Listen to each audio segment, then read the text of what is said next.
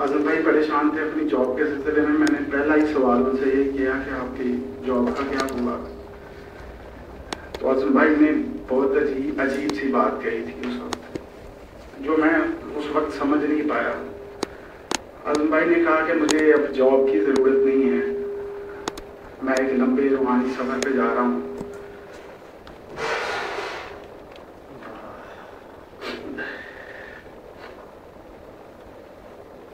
और इस तरह की बहुत अजीब बातें करते रहे और मैं फ़ोन बार बार कट रहा था, शायद सिग्नल ना होने की वजह से। और मैंने उन्हें कहा कि फिर इंशाल्लाह बात होती है, अभी बात नहीं हो पा रही तो किसी वक्त आराम से बात करेंगे।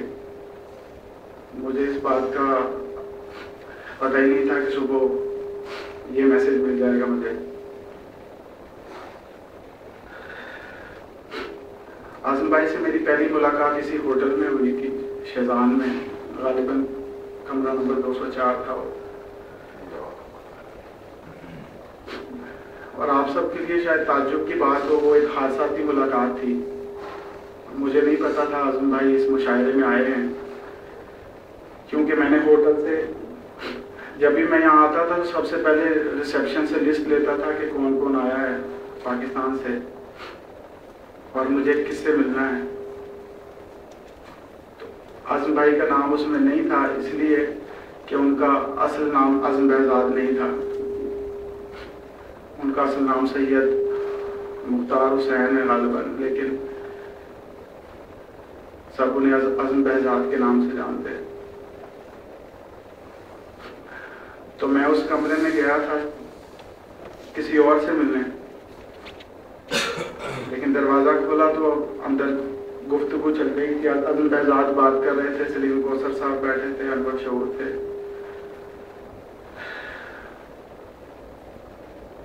सरबत हुसैन से बात हो रही थी। तो मैंने दरवाज़ा खटखटा के अंदर आने के लिए इजाज़त चाहिए। तो आजम बहजाद खड़े हुए और कहा, आओ नौजवान। तो उन्होंने मुझे पूछा कि किस लिए आए हो। गुफ्तगू ऐसी हो रही थी कि मैंने कहा मैं किसी लिए नहीं आया, किसी काम के लिए नहीं आया, सिर्फ आपकी गुफ्तगू सुनने आया। तो बैठा रहा, उनकी गुफ्तगू सुनता रहा, वो आपस में बात करते रहे। बार बार उन्होंने मुझे कहा कि मुझसे गुफ्तगू करनी चाहिए। मैंने कहा कि नहीं, आप जो बात कर रहे हैं उसे जारी रखें, मेरा फायदा हो रहा है इससे।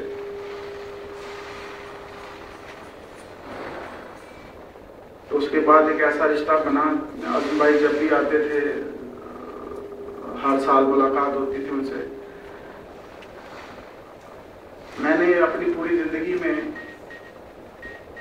सिर्फ एक ही आदमी देखा है जिसे मैंने कभी किसी की बुराई करते नहीं सुना, वो आजम बहजाद है।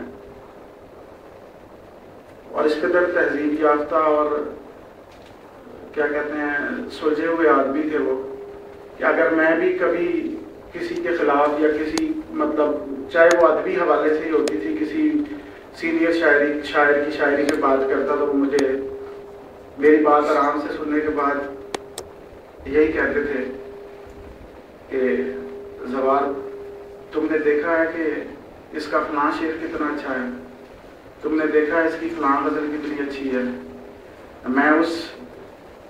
अब मैं किसी का नाम नहीं लेना चाहता, वो नाम लेके कहते थे अब मैं इस किताब को कैसे भूल जाऊँ, इस कलाम को कैसे भूल जाऊँ।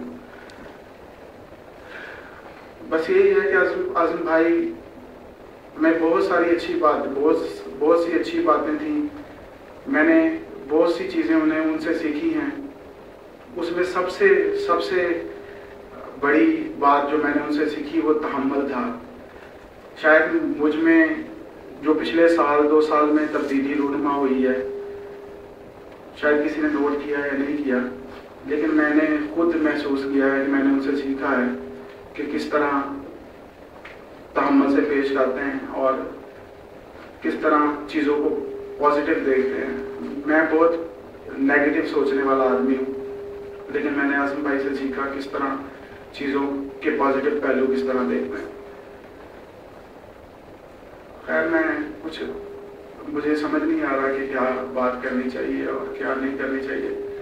बहरहाल सिर्फ इतना ही कहूँगा کہ عزم بھائی کے چلے جانے سے مجھے زندگی میں پہلی دفعہ احساس ہوا کہ یتیمی کیا ہوتی ہے، اور مجھے بہت زیادہ تکلیف ہوئی ہے ان کے جانے سے۔ بہرحال مالک کی مرضی کے آگے کچھ کیا نہیں جا سکتا، ہم صرف ان کے لیے دعا کر سکتے ہیں، اس سے زیادہ اور ہماری اوقات ہی کیا ہے۔ اور شکریہ۔ اور دل مضطر اداس، خطہ علم و ہنر کا آج ہر پیکر اداس، لفظ حیرا فکر غمگین اور دل مضطر اداس، خطہ علم و ہنر کا آج ہر پیکر اداس، بزم مجلس انجمن حلقہ دبستان ادب، بزم مجلس انجمن حلقہ دبستان ادب، یعنی ہے شہر ادب کا ایک ایک دفتر اداس۔ کیا بات ہے بھائی، واہ واہ۔ دوسرا قطع یوں ہے کہ قدر دانے اہل فن وہ با کمال و ذی وقار، قدر دانے اہل فن وہ با کمال و ذی وقار، گلشن شعر و ادب میں جس کے دم سے تھی بہار، جوہری تھا علم و فن کا عزم غوا سے ادب، جوہری تھا علم و فن کا عزم غوا سے ادب، جس کی رحلت سے ہوئی دنیائے فن ہے سوگوار۔